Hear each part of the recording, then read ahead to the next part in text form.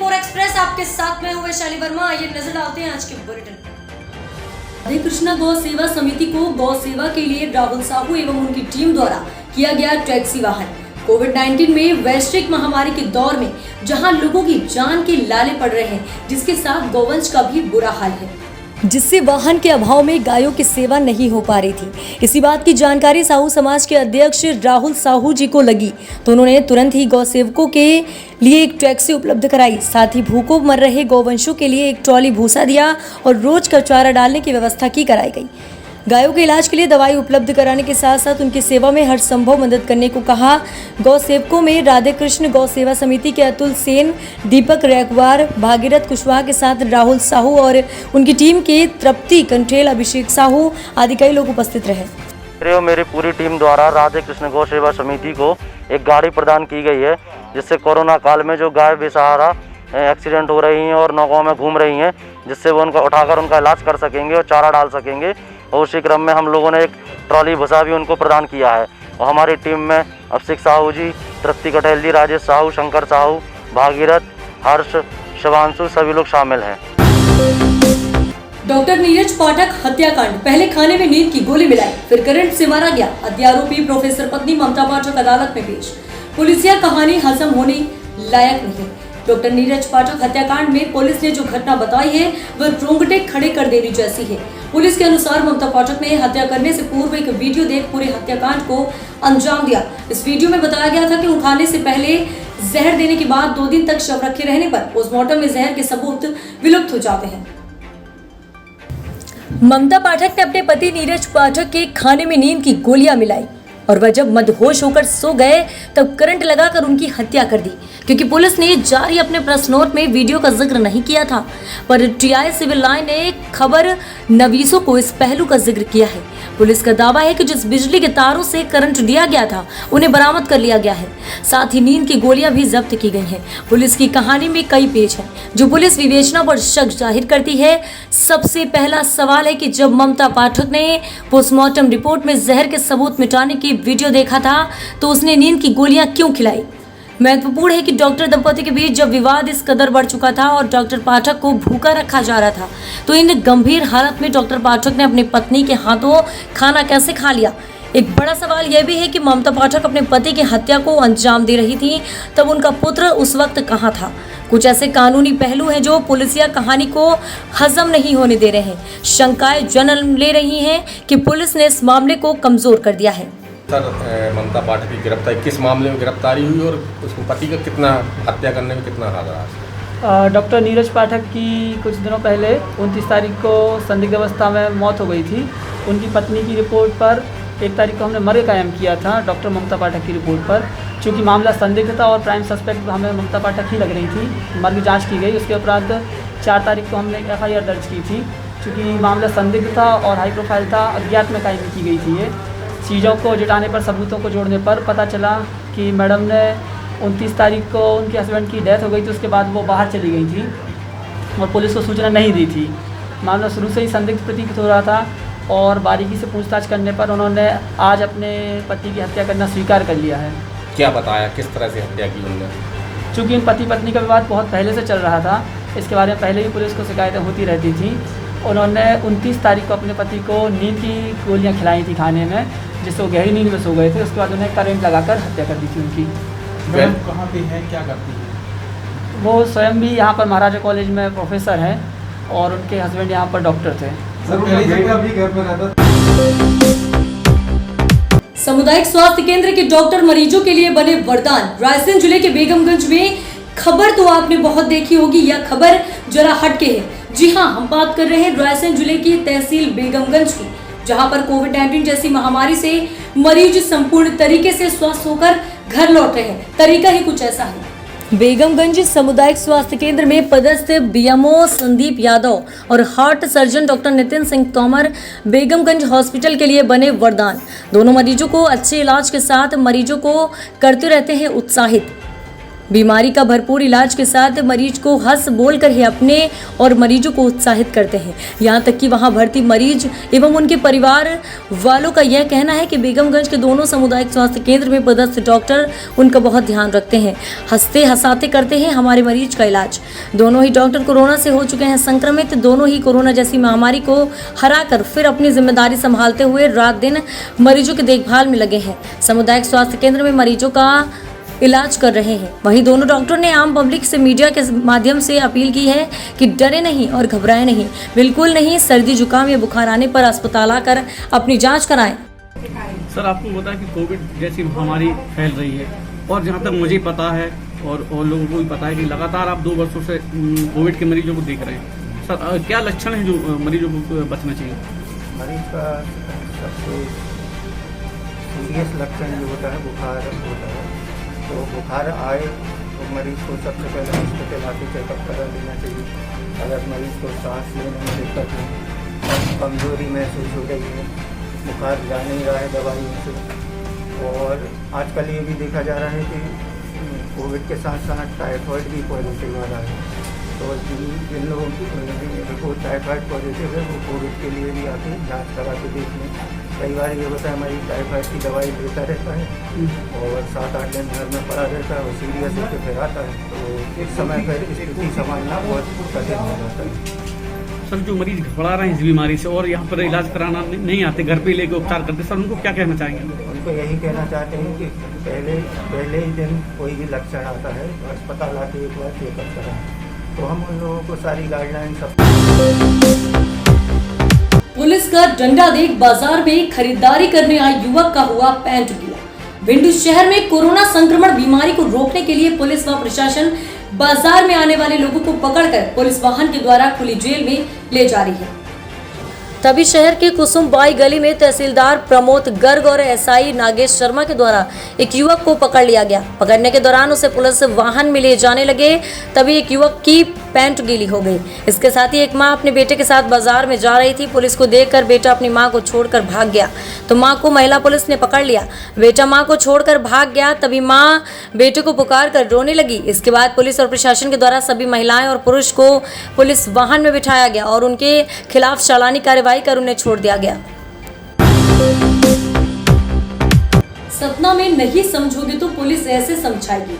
ये तस्वीरें हैं सतना शहर के सिटी कोतवाली चौराहे की। पुलिस सुबह से शाम तक हर चौराहे में कोरोना कर्फ्यू के पालन और संक्रमण से बचाने के लिए लोगों से घरों में रहने की अपील कर रही है। इसके बावजूद लोग घर से बाहर बेवजह निकलकर शहर का नजारा ले रहे हैं। ऐसे में पुलिस का सब्र टूट रहा और अब पुलिस प्रेम की भाषा बोल बोल कर थक चुकी है। पुलिस सड़कों में फर्राटे भरने वालों को रोक रही है और घर से बाहर निकलने के कारण पूछ रही है। सही कारण न मिलने पर पुलिस सड़कों पर ऐसे लोगों को जलील कर रही है। पहले मुर्गा बनाती है, फिर डंडा मार रही है, ताकि अन्य लोग कुछ तो डरे और अपने परिवार को संक्रमण से बचा सके। उज्जैन में नगर निगम जोन ऑफिस के पास देर रात अटाली की दुकान में लगी भीषण आग। फायर फाइटर की करीब 8 गाड़ियों ने मौके पर पहुंचकर पाया आग पर काबू। मामले को गंभीरता से लेते हुए तत्काल फायर फाइटर की 3 गाड़ियां मौके पर पहुंची। आग इतनी भयावह थी कि काबू पाने में 6 दमकल की गाड़ियां लगी और आग में बिना किसी जनहानि के काबू पा लिया गया। गनीमत यह रहे कि फायर फाइटरों की सूझबूझ से आग ज्यादा फैल नहीं पाई, वरना पास में खड़ी भाटी बस सर्विस के 5 प्राइवेट बसें भी आग की चपेट में आ जाती।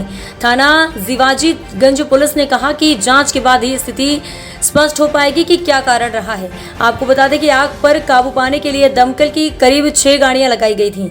आग लगने का कारण प्रारंभिक रूप से शॉर्ट सर्किट बताया जा रहा है। आग बुझाने आए दमकल कर्मियों ने बताया है कि आग दुकान में ऐसी जगह लगी थी कि अंदर जाने में काफ़ी परेशानी हुई। फिलहाल आग पर काबू पा लिया गया, लेकिन आग से लाखों रुपए के नुकसान की बात सामने आई है। गर्मी के दिनों में अक्सर आग लगने की खबरें सामने आती रहती हैं। पूर्व के दिनों में भी कई आगजनी की घटना शहर में हुई हैं। बढ़ती गर्मी के कारण अब जिला प्रशासन को तत्काल आग पर काबू पाने के लिए जगह जगह फायर फाइटर की व्यवस्था करवानी जरूरी है। हाल ही में 2 दिन पूर्व मक्सी रोड स्थित छोटी उद्योगपुरी में कपड़ा फैक्ट्री में आग लग गई थी, तो वहीं कोरोना संकट के बीच काल बनकर उभरा था। शहरवासियों के लिए एक और संकट कचरा एकत्रित करने वाली टीलों पर कई दिनों से आग लगी हुई थी। रहवासियों का कहना था कि यहाँ बीमारी का कारण है, इससे सबसे ज्यादा धुआं निकलता है जो सांस लेने में दिक्कत देता है। हालांकि टीलों की आग पर काबू पा लिया गया था। अफवाहों के चलते टीकाकरण कराने गई टीम का ग्रामीणों ने किया विरोध। खंड चिकित्सा अधिकारी डॉक्टर DK बिसेन ने जताई चिंता। केशकाल ब्लॉक के अंतर्गत आता है ग्राम मतेगा, जहां पर दिनांक 8/5/2021 को मतेगा गांव के ग्रामीणों को कोरोना वायरस का टीका लगने के लिए केशकाल सामुदायिक स्वास्थ्य केंद्र ने टीम पहुंची थी। टीकाकरण को लेकर क्षेत्र में तरह तरह की अफवाहों के कारण ग्रामीणों द्वारा टीकाकरण का पूरा जोर विरोध किया गया, जिसके कारण टीकाकरण करने गई टीम बगैर टीकाकरण किए वापस आई। कारण लोग आर्थिक स्थिति से बुरी तरह प्रभावित हो रहे हैं। खासतौर पर गरीबी रेखा से नीचे जीवन यापन करने वाले परिवार को लॉकडाउन मानसिक रूप से प्रभावित करता है। लेकिन नगर हटा के गांधी वार्ड में लोगों को उनकी पात्रता के अनुसार एवं शासन के नियमानुसार 3 माह का राशन वितरण नहीं किया जा रहा है। साथ ही उनसे आवश्यकता अनुसार पैसे लिए जा रहे हैं, जो पूर्णतः शासन के नियमों के खिलाफ है। सेल्समैन द्वारा मनमानी तरीके से वितरण किया जा रहा है। जब इस संबंध में खाद्य कनिष्ठ अधिकारी अंचल शर्मा को बताया गया तो उन्होंने कहा कि सेल्समैन से मैंने ही 2 माह का राशन बांटने को कहा है, लेकिन हकीकत ये है कि 2 माह के राशन में पात्रता के अनुसार हितग्राहियों को खाद्यान्न उपलब्ध नहीं दिया जा रहा है, जिस कारण से गरीब के निवाला सेल्समैन द्वारा निगल लिया जा रहा है। साथ में नामक कर निर्धारित शुल्क नहीं लिया जा रहा है एवं शासकीय मुद्रा 1 या 2 रुपए लेने से सेल्समैन मना कर रहा है। अधिकारियों को इन पर विशेष ध्यान देने की आवश्यकता है। इन पर कार्यवाही नहीं हुई तो वह भी किसी महामारी से भ्रष्टाचारी और कालाबाजारी में संलग्न हो रहेंगे। 3 महीने का लाभ है शासन द्वारा और यहाँ पे ये 2 महीने का दे रहे हैं। अभी हम गए थे राशन लेने के लिए तो हमें 1 महीने का दिया है। 4 किलो चावल दिया है, मतलब गेहूँ दिया है, और 1 किलो चावल दिया है, 2 किलो बाजरा दिया है और कुछ नहीं दिया है। कौन सी आपकी राशन दुकान लगती है? गांधीवाड़। पचुआदून में विकासनगर में 18 वर्ष से लेकर 45 वर्ष तक के लोगों के लिए शुरू किया गया पहला टीकाकरण केंद्र। पचुआदून और उत्तराखंड की राजधानी देहरादून में कोरोना महामारी ने पैर पसार लिए हैं, जिससे यहाँ अफरा तफरी का माहौल बना हुआ है और हर रोज नए कोविड के मामले सामने आ रहे हैं और मृत्यु दर में भी इजाफा हो रहा है। जहां टीकाकरण केंद्र में क्षेत्रीय विधायक मुन्ना सिंह चौहान और तहसील प्रशासन विकासनगर की टीम व उप जिला चिकित्सालय के डॉक्टर की टीम पहुंची। वहीं टीकाकरण के लिए ऑनलाइन रजिस्ट्रेशन किया जा रहा है, जिसमें लोग टीका लगवाने के लिए रजिस्ट्रेशन करवा रहे हैं और टीकाकरण केंद्र पहुंच रहे हैं। वहीं लोग टीकाकरण केंद्र में लाइन लगाकर टीका लगवाने के लिए अपनी बारी का इंतजार कर रहे हैं। वहीं विधायक मुन्ना सिंह चौहान भी लोगों को सोशल डिस्टेंसिंग, मास्क लगाने के लिए लोगों को समझाते नजर आए। वहीं विधायक मुन्ना सिंह चौहान ने सभी लोगों को गाइडलाइंस का पालन करने के निर्देश भी दिए। 18+ to 45 एज ब्रैकेट में जो वैक्सीनेशन हो रहा है उसका आज शुभारंभ हुआ। थोड़ा सा हमें समझने की भी जरूरत है। वैक्सीनेशन हम, जैसे मैं इस विधानसभा की बात करूं, इस ब्लॉक की बात करूं तो और जगह भी करा रहे हैं।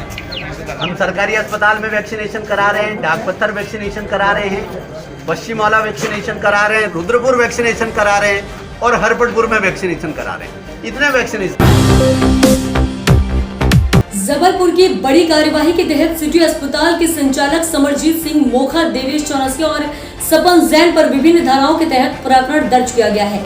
नकली रेमडेसिविर इंजेक्शन सप्लाई के मामले में पुलिस ने बड़ी कार्रवाई की है। नगर पुलिस अधीक्षक ओमिति RD भारद्वाज ने बताया है तो सिटी अस्पताल के संचालक समरजीत सिंह मोखा, देवेश चौरसिया एवं अन्य पर प्रकरण दर्ज किया गया है। तीनों पर पुलिस ने आपदा प्रबंधन का प्रकरण दर्ज कर लिया है। दरअसल गुजरात के मोरबी शहर से पुलिस ने नकली रेमडेसिविर इंजेक्शन बनाने वाले गिरोह का पर्दाफाश किया था।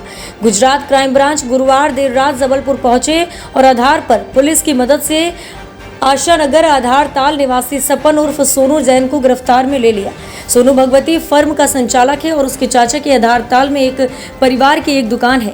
परिवार की एक दुकान मालवीय चौक में है। गुजरात पुलिस ने 7 आरोपियों को गिरफ्तार करते हुए 90 लाख रुपए और 3,370 नकली रेमडेसिविर इंजेक्शन जब्त कर लिए हैं। कार्रवाई हुई, मौके तक FIR हुई, क्या पता है? आज यहाँ थाना ओमती के अंतर्गत एक कार्रवाई की गई है। परसों रात को 7 तारीख को हमें एक सूचना मिली थी, गुजरात की पुलिस आई थी गुजरात में कुछ नकली रेमडेसिविर इंजेक्शन बरामद हुए थे, उसका संबंध यहाँ से भी देखा गया था। तो वो सपन जैन नामक व्यक्ति को लेकर गई थी।